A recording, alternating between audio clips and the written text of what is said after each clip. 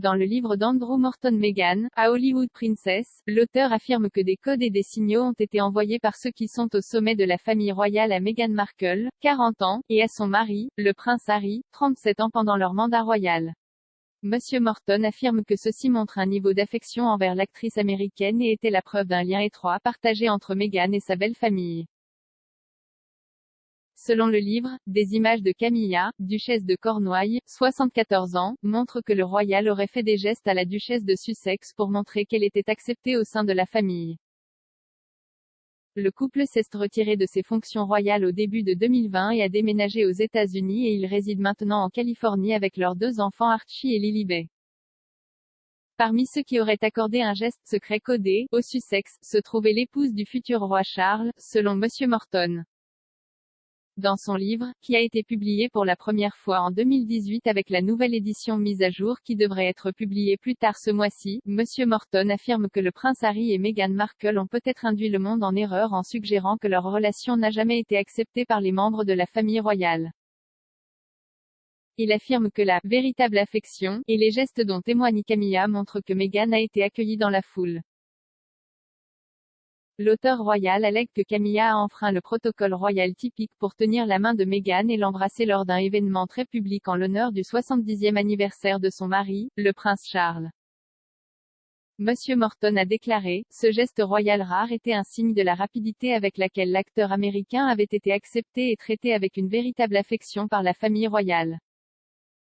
Ce jour-là, Camilla, duchesse de Cornouailles, qui avait auparavant conseillé Kate Middleton sur les subtilités du protocole pendant son apprentissage royal, signalait, sans dire un mot, au monde qui les regardait que Meghan était désormais l'une des nôtres.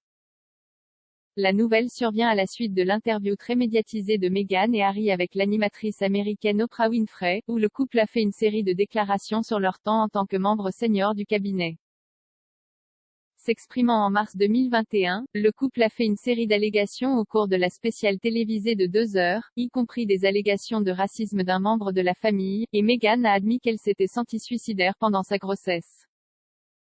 Le couple a également parlé à plusieurs reprises des contraintes qu'ils pensaient être en place pendant leur temps en tant que membres de la famille royale, concernant leurs relations avec les médias, leur santé mentale et leur liberté personnelle.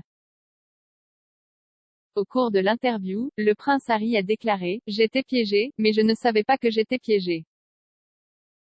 Ils ne peuvent pas partir », a-t-il ajouté à propos de ses proches, affirmant qu'ils sont pris au piège dans le système et qu'il a une immense compassion pour cela.